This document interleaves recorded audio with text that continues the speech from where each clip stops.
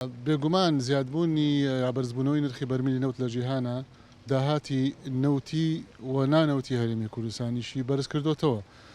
بەڵام لەبەرەوەی کە حکومت ناشەفافە و حکومەتی هەرێمی کوردستان ئالوودەی گەندەڵی بووە، هیچ بەرهەمێک یا هیچ ئاسەوارێکی زیادبوونی ئەو داهاتە لەسەر ژیانی خەڵک و بژێوی خەڵک نەهاتوۆتە دی.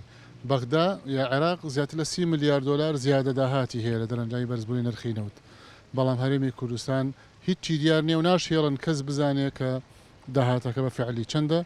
ئەمەش دەرەنجامی ناشەفافیەت و ئەو گەندەڵیانەیە کە لە حکومەتەوە ڕۆ هۆکارەکەی ئەوەیە کە چەند دەستە و تاقمێکان کە لەبەر گەندەڵیان و لەبەر بەرژەوەندی تەسکی خۆیان داهات و خەرجی هەرێمی کوردستانیان بۆ خۆیان قۆڕخ کردووە و ئەوە لەسەر حسابی خەڵکی هەرێمی کوردستان و خەڵکی نەدار و فەقیر و هەژار و بێکار و ستەم لێکراوی هەرێمی کوردستانە.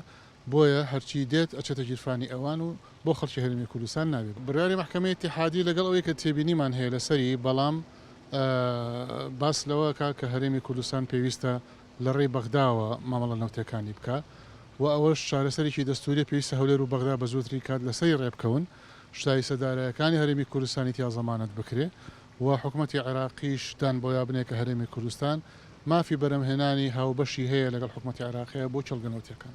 هەر چارەسەرێک بکرێ پێویستە بەپێی دەستوری عێراقی بێ و پێویستە بەپێی ئیتیفاقی هەولێر و بەغدا بێ و پێویستە داهەتی ئەو ئیتیفاق و ڕێکەوتنە بۆ خەڵکی هەرێمی کوردستان و بۆ خەڵکی عێراق بەڕاست. هەرێم ئێستا هەموو قەیرانێکی هەیە، قەیرانی ئیدارەدانی هەیە، قەیرانی گەندەڵی هەیە، قەیرانی ئەمنی هەیە، قەیرانی عەسکەری هەیە، قەیرانی سیاسی هەیە. شڵەژاویەکی سیاسی وازەح بە هەرێمی کوردستانەوە دیارە بێ متمانەی لە نێوان لایەنەکانی دەسەڵات بە تایبەتی دیارە و ئەو ژوای کردووە کە بژێوی خەڵک لە خراپترین ئاستیا بێت.